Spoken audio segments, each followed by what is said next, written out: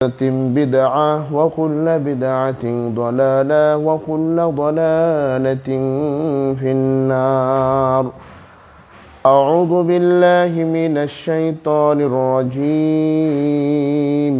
بسم الله الرحمن الرحيم.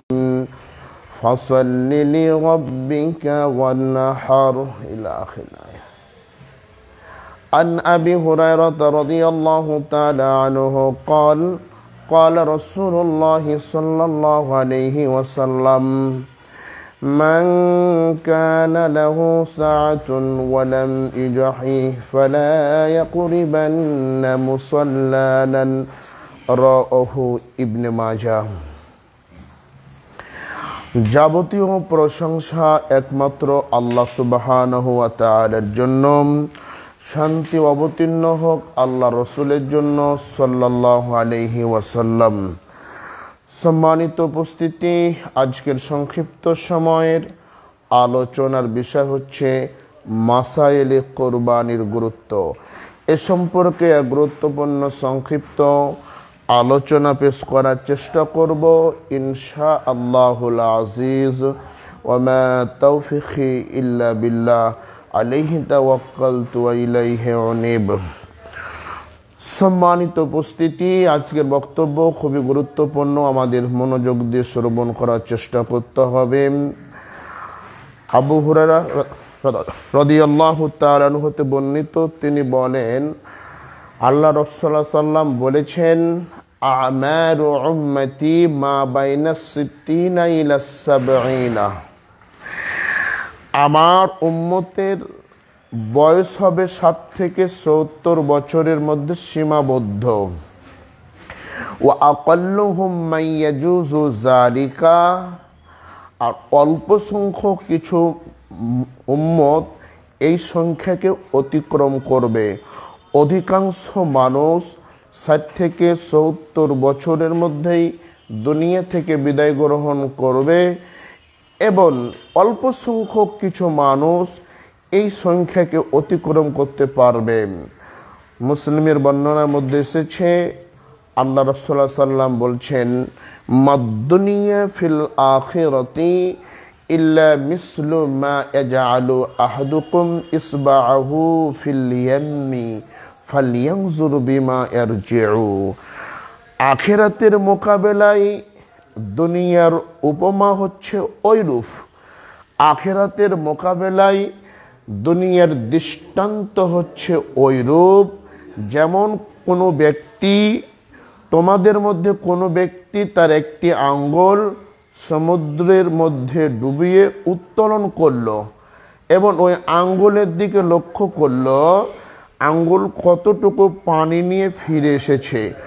অর্থাৎ আঙ্গুল যতটুকু পানি নিয়ে ফিরে এসেছে অতটুকু হচ্ছে দুনিয়ার জীবন, বিশাল সমুদ্রটা হচ্ছে আখিরাতের জিন্দেগি।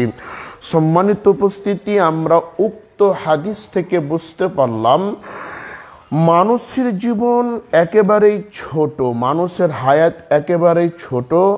এই ছোট হায়াত নিয়ে, এই ছোট জীবন নিয়ে মানুষ যাতে করে বেশি নেকি অর্জন করতে পারে, বেশি সওয়াব অর্জন করতে পারে, এই জন্য আল্লাহ সুবহানাহু ওয়া তাআলা কিছু মাসকে খুবই গুরুত্বপূর্ণ করেছেন, কিছু রাতকে খুবই গুরুত্বপূর্ণ করেছেন, কিছু দিনকে খুবই গুরুত্বপূর্ণ করেছেন যাতে করে উম্মতে মুহাম্মদী অল্প আমল করেও যেন নাজাত পেতে পারে, মুক্তি পেতে পারেন।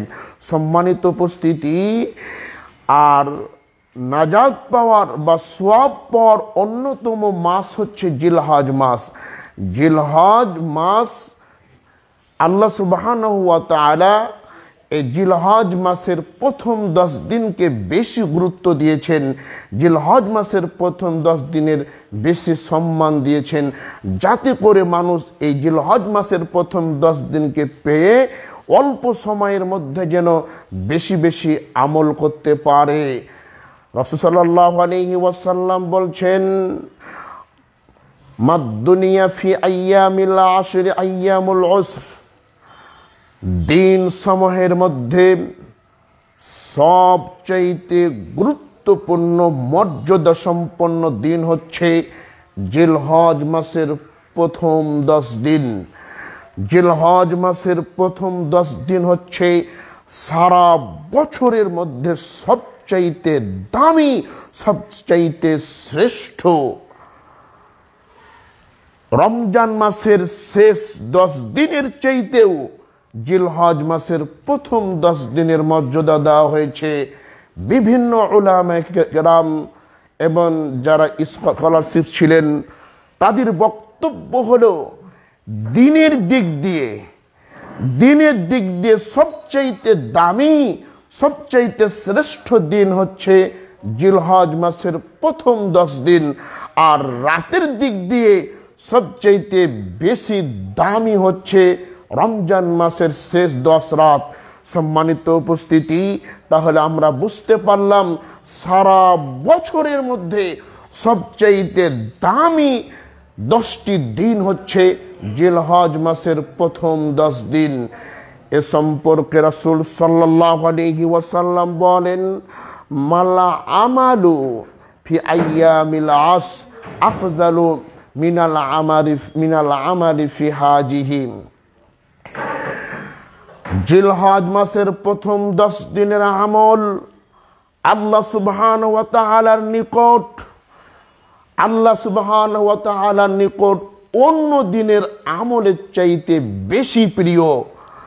অর্থাৎ জিলহজ মাসের 10 দিনের আমলকে আল্লাহ সুবহানাহু ওয়া তাআলা যতটা পছন্দ করেন, বছরের অন্য কোনো দিনের আমলকে এত বেশি পছন্দ করেন না।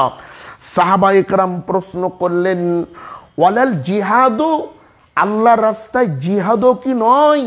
রাসূল সাল্লাল্লাহু আলাইহি ওয়াসাল্লাম বললেন, ওয়ালাল জিহাদু, আল্লাহর পথে জিহাদও নয়। সুবহানাল্লাহ। তবে তার কথা ভিন্ন।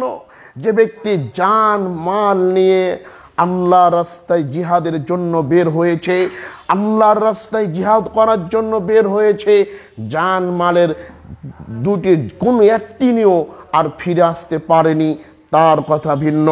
সম্মানিত উপস্থিতি, জিলহজ মাসের চেয়ে জিহাদের চাইতেও জিলহজ মাসের প্রথম 10 দিনের আমলকে আল্লাহ পাক বেশি পছন্দ করেছেন। কারণ জিলহজ মাস এমন একটা মাস, আল্লাহ সুবহানাহু ওয়া তাআলা 4টি মাসকে সম্মানিত করেছেন। আল্লাহ সুবহানাহু ওয়া তাআলা 4টি মাসকে একেবারে হারাম, নিষিদ্ধ করেছেন।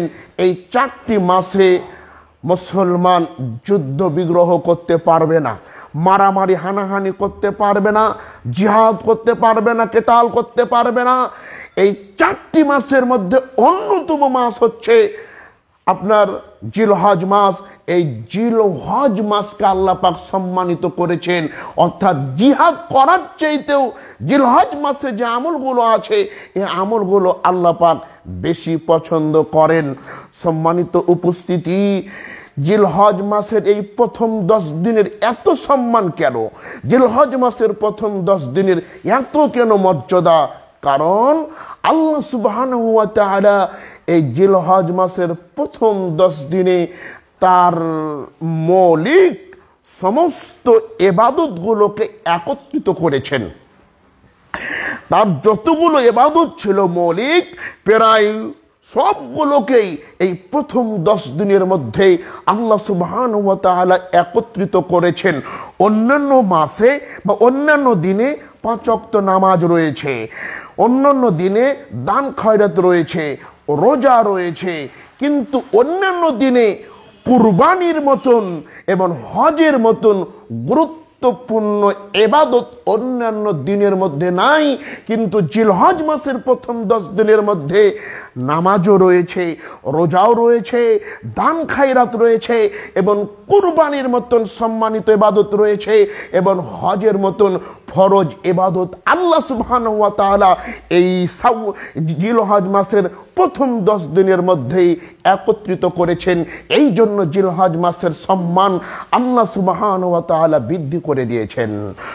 সম্মানিত উপস্থিতি, জিলহজ মাসের প্রথম 10 দিনের মধ্যে একটি দিন আছে যে দিনের নাম হচ্ছে ইয়াউমে আরাফা, আরাফার দিন। জিলহজ মাস সম্মানিত একটি মাস। আবার এই জিলহজ মাসের মধ্যে প্রথম 10 দিন আরো সম্মানিত। আবার এই প্রথম 10 দিনের মধ্যে আরো সম্মানিত দিন হচ্ছে ইয়াউমে আরাফা, আরাফার দিবস। আরাফার দিবস হচ্ছে এমন একটা দিবস, সম্মানিত উপস্থিতি, এই আরাফার দিবসেই দিন ইসলামকে পরিপূর্ণ ঘোষণা দেওয়া হয়েছে। সম্মানিত উপস্থিতি, বিদায় হজ্জের সময় আরাফার দিন শুক্রবার ছিল। সেই সময় রাসূল সাল্লাল্লাহু আলাইহি ওয়াসাল্লামের প্রতি আল্লাহ সুবহানাহু ওয়া তাআলা আয়াত অবতীর্ণ করলেন, আল ইয়াউমা আকমালতু লাকুম দীনাকুম ওয়া আতমামতু আলাইকুম নি'মাতি ওয়া রাদিতু লাকুমুল ইসলাম দীনা। আজকে আমি আল্লাহ তাআলা ইসলামকে পরিপূর্ণ করে দিলাম। পৃথিবীর মানুষ এর মধ্যে যেগুলো বর্জনকৃত সেগুলো বর্জন করো, এর মধ্যে যেগুলো আদেশকৃত সেগুলো তোমরা গ্রহণ করো। বর্জন ও আদেশকে তোমরা যদি মেনে নিতে পারো তাহলে তোমাদের জন্য কল্যাণ রয়েছে। এর বেশি এবং কম করা যাবে না। যা রয়েছে এর মধ্যে সেটাই করতে হবে। এর সামনেও কিছু করা যাবে না, এর চাইতে বেশিও কিছু করা যাবে না, কমও করা যাবে না। আপনি যদি ভালো মনে করে কোনো আমল করেন, যে আমলটি ধর্ম দ্বারা হয়নি, যে আমলটি আল্লাহ তাআলা ও তার রাসূলের নির্দেশ নেই, তাহলে আমলটি বাহ্যিকভাবে দেখতে যতই সুন্দর হোক না কেন তবুও ওই আমলটি গ্রহণ করা যাবে না। এই ঘোষণা আল্লাহ সুবহানাহু ওয়া তাআলা বিদায় হজ্জের সময় ইয়াউমে আরাফা, আরাফার দিন শুক্রবারের দিন এই ঘোষণা দিয়েছিলেন। আরাফাত দিবসে আল্লাহ সুবহানাহু ওয়া তাআলা কোরআন এবং আল্লাহ রাসূলের যে হাদিস, এই হাদিসকে মানুষের জন্য চূড়ান্ত সংবিধান দিয়েছিলেন।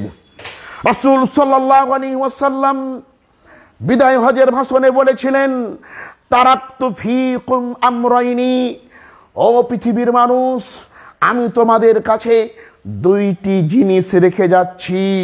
মা তামাসসাকতুম বিহিমা, তোমরা এই দুটি জিনিসকে একেবারেই আঁকড়ে ধরবে। তোমরা যদি এই দুইটি জিনিসকে আঁকড়ে ধরতে পারো, লাংতা দিল্লু, তাহলে তোমরা পথভ্রষ্ট হবে না। লাংতা দিল্লু, তাহলে তোমরা পথভ্রষ্ট হবে না। এক, আল্লাহর কালাম পবিত্র কুরআনুল কারীম। দুই, আল্লাহর রাসূলের হাদিস সুন্নাহ। এই দুইটি জিনিসকে আঁকড়ে ধরতে পারলে পৃথিবীর মানুষ কখনো বিভ্রান্ত হবে না। মানুষের জীবনের সংবিধান হবে পবিত্র কোরআনুল কারীম এবং আল্লাহ রাসূলের হাদিস কিতাবুল্লাহ ও সুন্নাতে রাসূলিহি। এই দুইটা জিনিস মানুষের সংবিধান। এই দুইটা জিনিসের বাইরে মানুষ যেতে পারবে না। সম্মানিত উপস্থিতি, আরাফা সম্পর্কে আল্লাহ রাসূল সাল্লাল্লাহু আলাইহি ওয়াসাল্লাম বলছেন, মা মিন ইয়াউমিন আকসারা মিন আইয়ুতিকাল্লাহু ফি আবদান, এমন কোনো দিন নেই যেদিন আল্লাহ সুবহানাহু ওয়া তাআলা তার বান্দাদেরকে আরাফার দিবসের চেয়ে বেশি জাহান্নাম থেকে মুক্তি করেন। সুবহানাল্লাহ। অর্থাৎ আরাফার দিন আল্লাহ সুবহানাহু ওয়া তাআলা মানুষকে যত বেশি জাহান্নাম থেকে মুক্তি দেন, পৃথিবীতে অন্য কোনো দিন এত বেশি মানুষকে জাহান্নাম থেকে মুক্তি দেন না। সুবহানাল্লাহ। অর্থাৎ আরাফাত দিবসে মানুষকে জাহান্নাম থেকে মুক্তি দেওয়া হয়। ওয়া ইন্নাহু লায়াদনু, এই দিন আল্লাহ সুবহানাহু ওয়া তাআলা একেবারে বান্দার নিকটবর্তী হয়ে যায়, একেবারেই কাছাকাছি হয়ে যায়। সুম্মা ইবাহি বিহিমুল মালাইকা, এবং ফেরেশতাদের সামনে গর্ববোধ করে বলে, মা আরাদা হাউলা, ও ফেরেশতারা, আমার বান্দারা কি চায়, আমার বান্দাদের কি চায়, তাদের কি চাওয়া পাওয়া আছে, তারা যা চায় আমি আল্লাহ তাই দিয়ে দিব। সুবহানাল্লাহ। ভালো কথা শুনলে সুবহানাল্লাহ বলবেন, চুপ থাকবেন না। আমরা তো শিখেছি ভালো কিছু দেখলে ওয়ান্ডারফুল বলি, নাকি হবে? আমরা দেখেছি ভালো কিছু দেখলে সো নাইস, এক্সেলেন্ট, এগুলো বলে নাকি হবে? ভালো কিছু দেখেন, আশ্চর্য জিনিস শুনেন, তখন বলেন সুবহানাল্লাহ, আল্লাহ কত সুন্দর করে তৈরি করেছে। থ্যাংক ইউ, ধন্যবাদ বলে কোনো নেকি আছে? ওখানে বলেন জাযাকাল্লাহু খাইরান। একজন মানুষ আপনার উপকার করে দিল আর আপনি বলছেন ধন্যবাদ। ধন্যবাদ দিয়ে কি হয়? কি হয়? থ্যাংক ইউ দিয়ে কি হয়? কিছু হয়? থ্যাংক ইউ ধন্যবাদ কি হয়? বলেন জাযাকাল্লাহু খাইরান, তুমি যে কাজটা করেছো আল্লাহ যেন এর প্রতিফল তোমাকে দান করে। সুবহানাল্লাহ, দোয়া হয়ে গেল। ইসলামের শিষ্টাচার হলো কি জিনিস? এই জন্য বক্তব্য শুনছি, ভালো কথাগুলো যখন শুনতে পাবো তখনই একটা মন থেকে বলেন সুবহানাল্লাহ। সুবহানাল্লাহ বললে কি পাপ হয় নাকি? নেকি হয়। কত নেকি হয় জানা নাই মনে হয় আপনাদের? জানা থাকলে বসে থাকতেন না। আল্লাহ রাসূল বলছেন সুবহানাল্লাহি ওয়াল হামদুলিল্লাহি তামলান আও তামলাউ মা বাইনাস সামাওয়াতি ওয়াল আরদ। মানুষ যদি অন্তরের অন্তরস্থল থেকে একানিষ্ঠভাবে সুবহানাল্লাহ বলতে পারে, আলহামদুলিল্লাহ বলতে পারে, তাহলে আসমান এবং জমিন সমস্ত ফাঁকা জায়গা আল্লাহ পাক নেকি দিয়ে পরিপূর্ণ করে দেন। সুবহানাল্লাহ। আমরা জানি না, তো জানি না, জানার চেষ্টা তো করি না। জানলে ভালো কথা শুনলে সুবহানাল্লাহ বলবো। তো যেটা বলছিলাম, আরাফাত দিবসে আল্লাহ সুবহানাহু ওয়া তাআলা মানুষকে জাহান্নাম থেকে মুক্তি করেন। 2, মানুষের নিকটবর্তী হয়। 3, ফেরেশতাদের সামনে গর্ববোধ করেন। 4, সেদিন মানুষ যা চায় আল্লাহ তাকে তাই দান করেন। সুবহানাল্লাহ। সম্মানিত উপস্থিতি, রাসূল সাল্লাল্লাহু আলাইহি ওয়াসাল্লাম বলেন খায়রুদ দুআ ইয়াউমি আরাফা। যত দোয়া পৃথিবীতে আছে সকল দোয়ার শ্রেষ্ঠ দোয়া হচ্ছে আরাফাত দিবসের দোয়া। আপনি অন্যান্য দিন যত দোয়া করেন সকল দোয়ার শ্রেষ্ঠ দোয়া হচ্ছে আরাফাত দিবসের দোয়া। অর্থাৎ আরাফার দিবসে যত দোয়া আল্লাহ কবুল করেন অন্য কোনো দিন এত দোয়া আল্লাহ পাক কবুল করেন না। আরাফাত দিবসে আল্লাহ যত দোয়া বান্দার কবুল করেন অন্য কোনো দিন আল্লাহ পাক বান্দার এত দোয়া কবুল করেন না। সম্মানিত উপস্থিতি, রাসূল সাল্লাল্লাহু আলাইহি ওয়াসাল্লাম বলেন মান সামা ইয়াউমি আরাফাতা, যে ব্যক্তি আরাফার দিবসে রোজা রাখবে, আরাফার দিনে সিয়াম রাখবে, সানাতাইনি মুতাতাবিআতাইন, পরস্পর 2 বছরের গুনাহ আল্লাহ পাক ক্ষমা করে দিবেন। অন্য হাদিসে বলছে সিয়ামু ইয়াউমি আরাফা আহতাসিবু আলাল্লাহ, আরাফার সিয়াম সম্পর্কে আমি নবী আশা করি আল্লাহ সুবহানাহু ওয়া তাআলা বান্দার বিগত 1 বছরের এবং আগত 1 বছরের গুনাহ ক্ষমা করে দিবেন। অর্থাৎ অতীতের 1 বছরের গুনাহ ক্ষমা হবে এবং ভবিষ্যতের 1 বছরের গুনাহ আল্লাহ পাক ক্ষমা করে দিবে যদি আপনি আমি আরাফাকে চিনতে পারি। কখন যে আরাফা যায় বাঙালি জানতে পারে না, কিন্তু 14 ফেব্রুয়ারি কখন যায় ছেলের মাও জানে, ছেলের বাপও জানে, ছেলে তো জানেই। ইস, দুঃখ এগুলো মুসলমানের জন্য।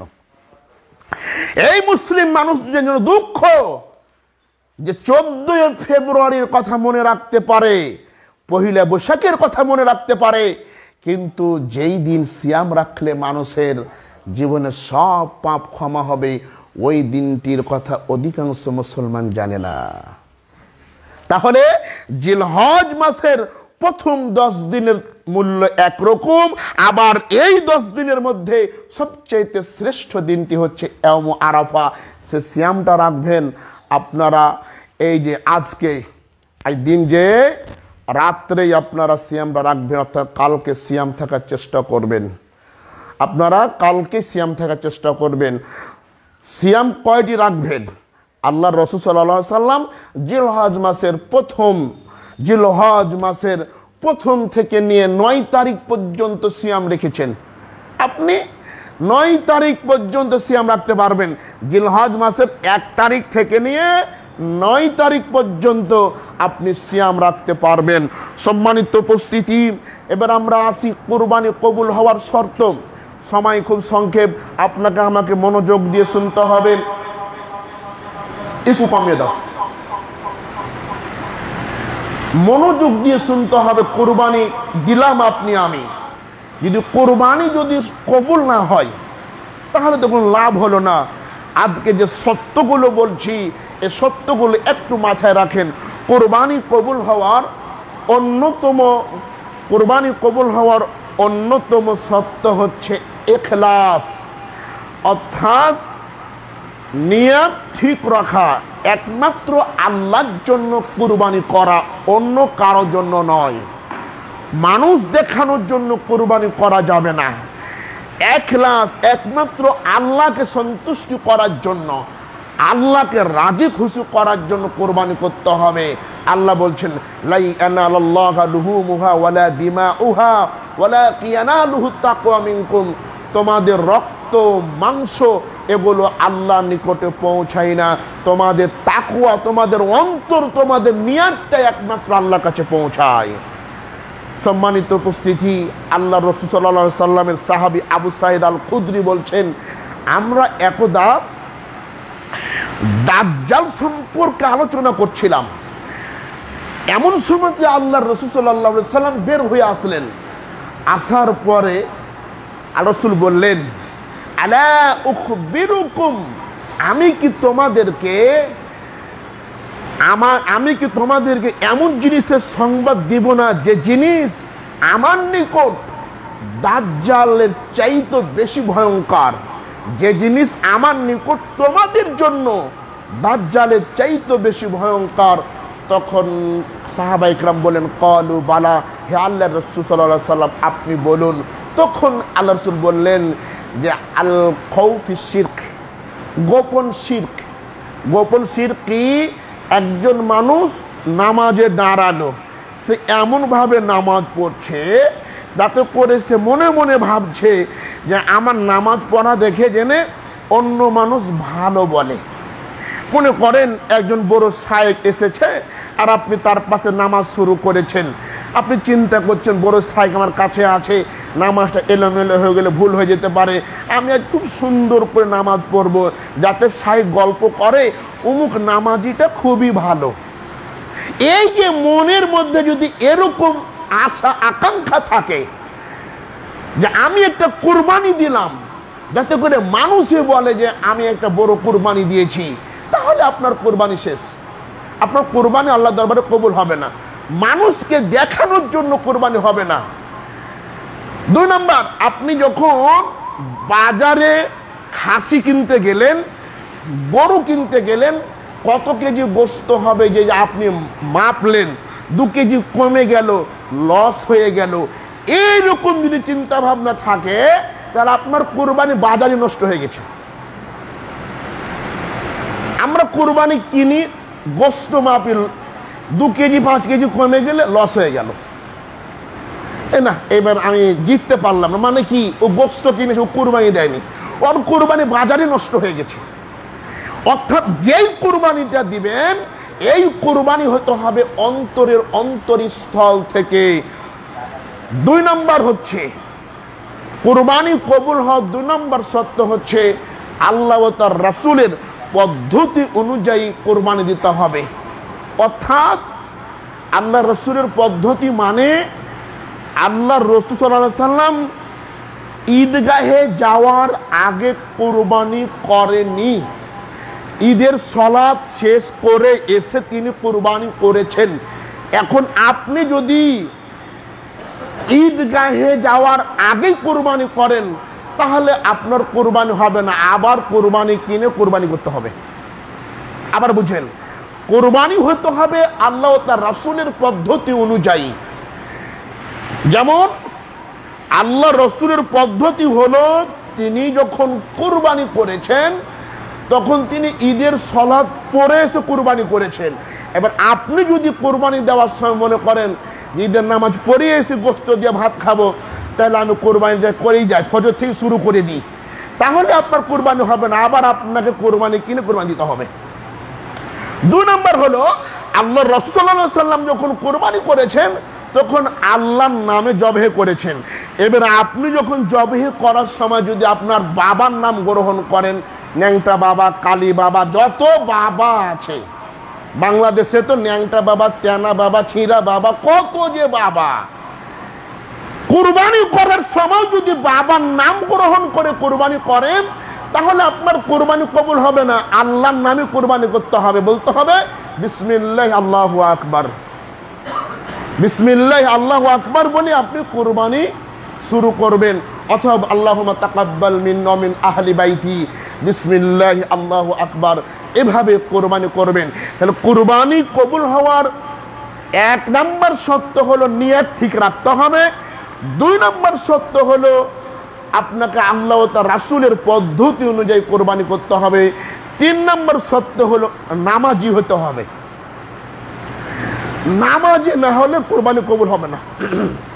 আল্লাহ বলছেন সূরা মায়েদার মধ্যে প্রথম কোরবানির ইতিহাস হাবিল ও কাবিল। এই হাবিল ও কাবিলের ঘটনা বর্ণনা করতে গিয়ে আল্লাহ সুবহানাহু ওয়া তাআলা বলছেন কোরবানি কবুল হবে কাদের? ইন্নামা ইয়াতাকাব্বালাল্লাহু মিনাল মুত্তাকিন, কুরবানি কেবল কবুল হবে মুত্তাকিদের, অন্য কারো নয়। মুত্তাকি কারা? আল্লাযীনা ইউমিনুনা বিল গায়বি ওয়া ইউকিমুনাস সালাত, যারা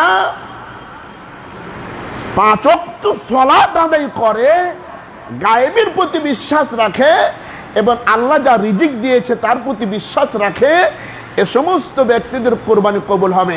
পাঁচ ওয়াক্ত নামাজ না পড়লে আপনার কোরবানি আল্লাহ দরবারে কবুল হবে না।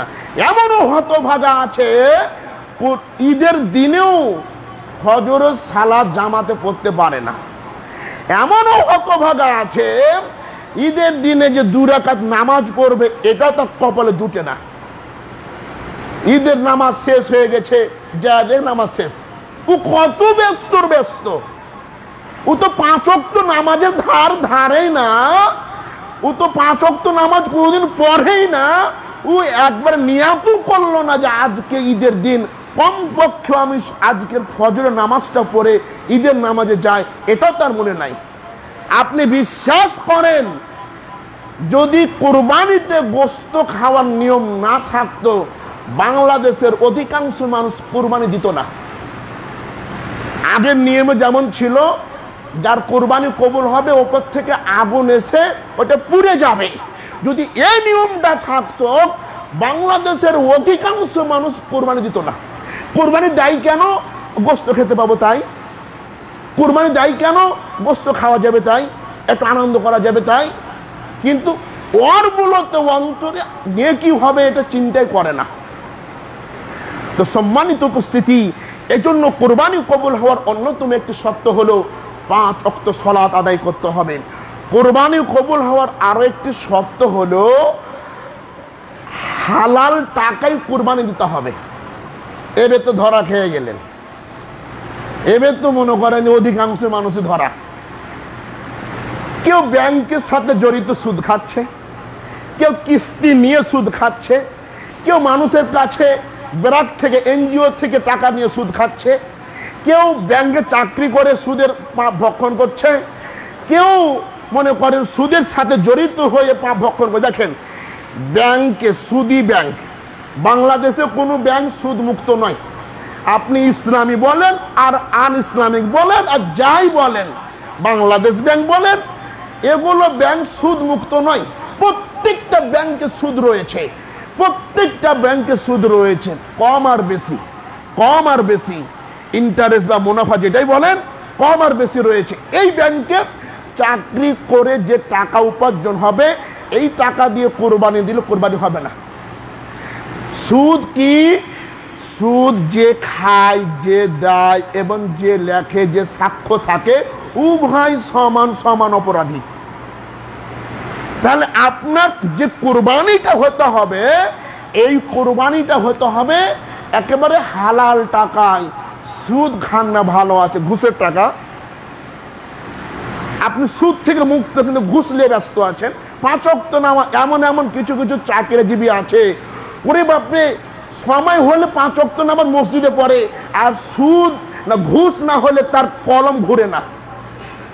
এমনও চাকরিজীবী, সরকারি চাকরিজীবী আছে, ও 5 ওয়াক্ত নামাজ মসজিদে একবার পড়ছে সময় মতো, কিন্তু ঘুষ না হলে তার কলম ঘুরবে না। অথবা কোনো মানুষ ঘুষও খায় না, কিন্তু বাপ মরে গেছে, এখনো ভাই বোনের জমি জমা বুঝিয়ে দেয় না। আছে না, বাপ মরে গেছে, যেদিন বাপ মরবে নিঃশ্বাস বাড়াচ্ছে, মাটি দিয়ে এসে বসে, এখানে বাপ ভাইয়ের ভাগ, এখানে বোনের ভাগ, ও ভাইকে বুঝিয়ে দিতে হবে। আপনি বিশ্বাস করেন, একদিন যদি লেট করেন, এই একদিন আপনি যে টাকা ভাই হিসাবে খেলেন, এই একদিনের হিসাব যে পর্যন্ত আপনি আপনার বোনকে বুঝিয়ে না দিয়েছেন, সে পর্যন্ত আপনার কোনো ইবাদত আল্লাহর দরবারে কবুল হবে না। বাপ মরা 10 বছর হয়ে গেল, আজও পর্যন্ত আপনার বোনের জমি আপনি বুঝিয়ে দিলেন না, আর বড় বড় গরু কুরবানি দিচ্ছেন, আর আল্লাহ রাব্বুল আলামিন কবুল করবে? অসম্ভব। কোরবানি কবুল হওয়ার জন্য অন্যতম শর্ত হচ্ছে হালাল টাকা হতে হবে, হালাল টাকা দিয়ে কোরবানি দিতে হবে। সম্মানিত উপস্থিতি, কোরবানির কবুল হওয়ার অন্যতম শর্ত হচ্ছে ক্রুটি মুক্ত পশু হতে হবে।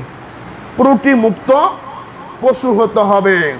ক্রুটি মুক্ত মানে যেই পশু আপনি কোরবানি দিবেন, সেই পশুটার মধ্যে 4টা জিনিস থাকা যাবে না। 4টা জিনিস কি?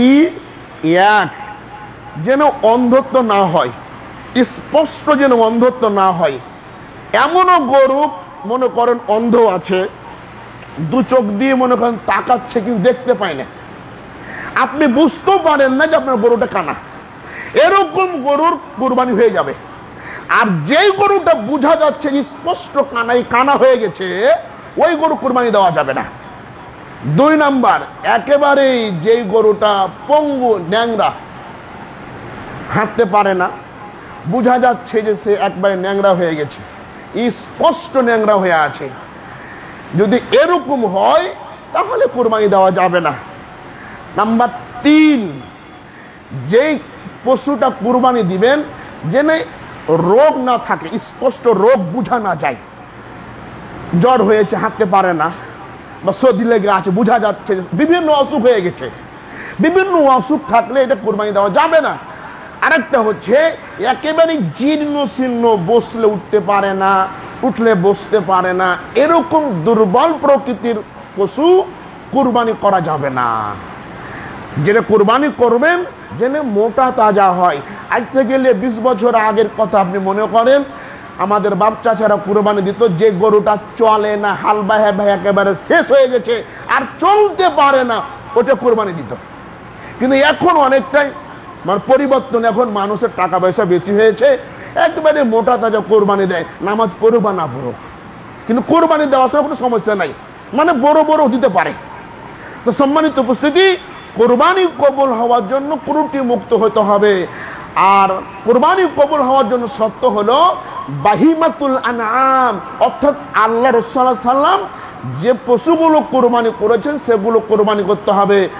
গবাদি পশু হতে হবে। কি হতে হবে?